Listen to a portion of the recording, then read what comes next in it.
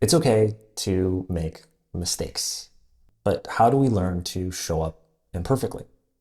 As a kid, I I don't really know what had happened, sort of so to speak. But growing up, I think that I learned that I needed to be anxious about how I present myself or with the things that I make. They need to be perfect, you know? And if they show up imperfectly, then that's a failure on my part. And I almost need to kick myself.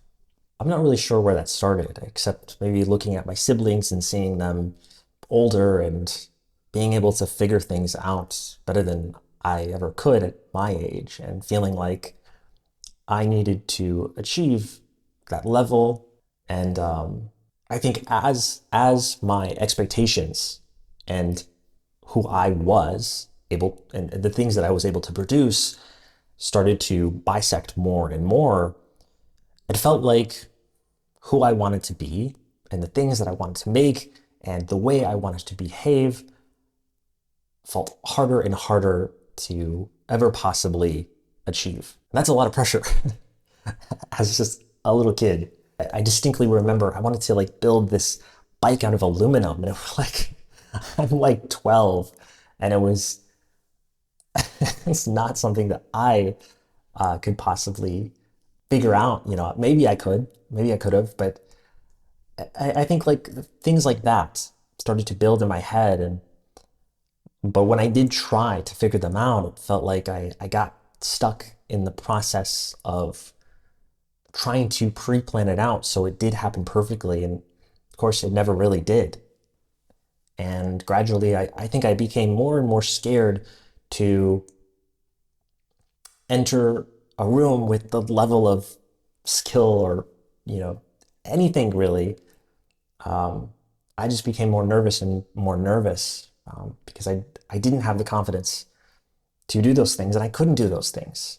And this wasn't something that took over my life, so to speak. You know, I very much grew up as a creative kid, and I was very confident in that. I knew that I had creative sensibility that other kids my age didn't have. I loved to draw, and I always felt really good at drawing. And if I put my mind to something, I knew I could figure it out. But I think this came to a head when many years ago I had this internship, and I was fully confident that the internship would work out. I think I had this innate confidence that things would work out. The internship did not work out, and it kind of ended quite poorly. And it was kind of the first time that I had such a strong um, negative reaction, especially from this other person in this internship, where it kind of deeply shook my confidence in how I showed up, because I felt like I couldn't achieve um, the level that I needed to show up as a 20-year-old in an internship. Like, come on. But I think that kind of stuck with me. Ever since then, I have this innate fear of perfectionism, that if I if I'm not perfect and I make mistakes, that's a failure on my part. And I don't think that's true anymore, and I'm trying to work on that. And I think that a lot of other people maybe struggle with similar things. I feel like we get this idea from society of perfection, particularly like in um, sort of like movies and TV. Everyone is shown perfectly, essentially, or more specifically on YouTube. It can be, it looks, it's so intimidating, you know. And I do think that the world in general, outside of projects that you create, is very strict. It has a lot of rules, and requires you to thread this needle, to be perfect, to not make mistakes. I think that if you have this perfectionist sensibility, um, it can feel exhausting. You feel like you wake up and if you have a job in a creative field or actually any field, it feels like you're putting on maximum gear every day just to make sure that everything that you make or put out or your behavior in meetings is perfect. And that's exhausting. That's absolutely, truly exhausting. But I'm trying more and more to break this cycle for myself, including showing up imperfectly and making imperfect things. I think in my head, I think the best ways to do this are kind of two different things. The first is learning how to speak. For me, I think that with this perfectionism thing, I started to learn that I needed to rehearse my speech, and maybe I'm ADHD on some level, but I realized I can't talk without a script, that I've rigorously figured out.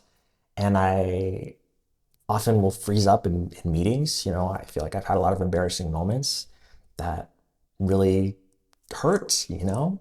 Um, it felt like I couldn't show up authentically. So the first thing that I'm trying to learn is learning to speak. And this is what this kind of channel is about.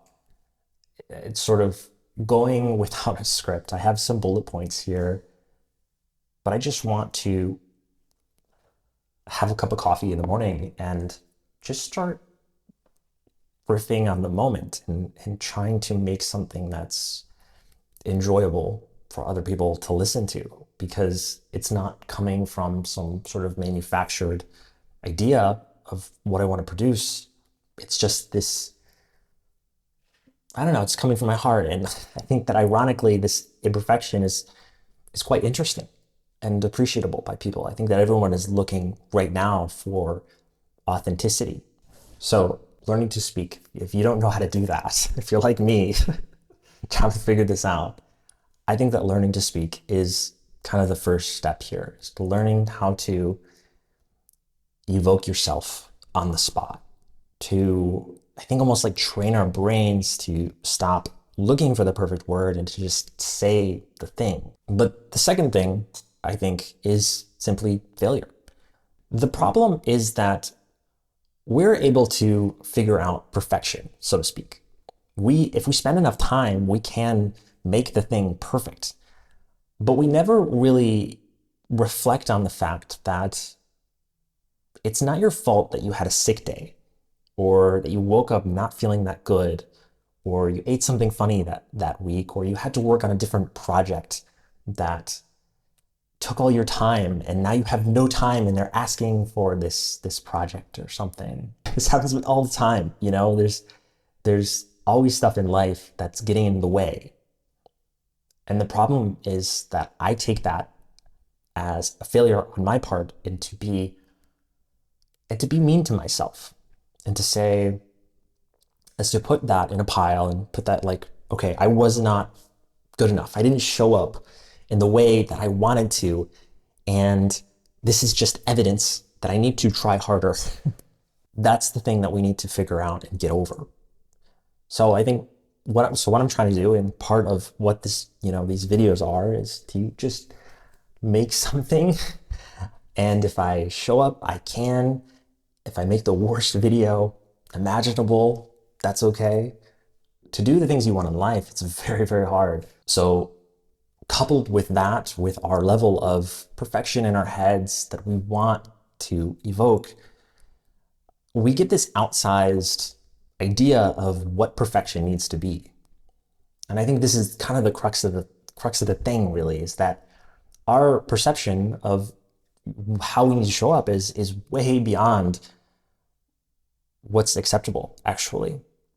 That there is plenty of room for error, but we've created this sort of gilded cage for ourselves, because our expectations have actually gone impossibly high, and not actually what is totally acceptable, to come out as, to make the things you want to make, to simply start something.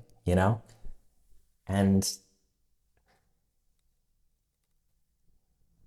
yeah, I think those are kind of the two different things that I had on my mind this morning. It's okay to show up imperfectly, and that is the human condition. Last year, I was in Malaysia and I was in this coffee shop and I was reading this book, and I'll have to try to find the book. But one of the early pages was sort of about how we all just want to like dance around a fire. And dancing is a way to be imperfect. You know, when you feel a song and you just want to dance, and it doesn't matter how cringe it looks. That's what we all are. We're super cringe, you know? We don't have any, everything around us is manufactured. But at the end of the day, it's like humans are messy, we're ugly, we're imperfect. And that's beautiful. It's beautiful to be imperfect, and I definitely think that's what it means to be human. Anyways, I hope this video was interesting, and I'll see you in the next video.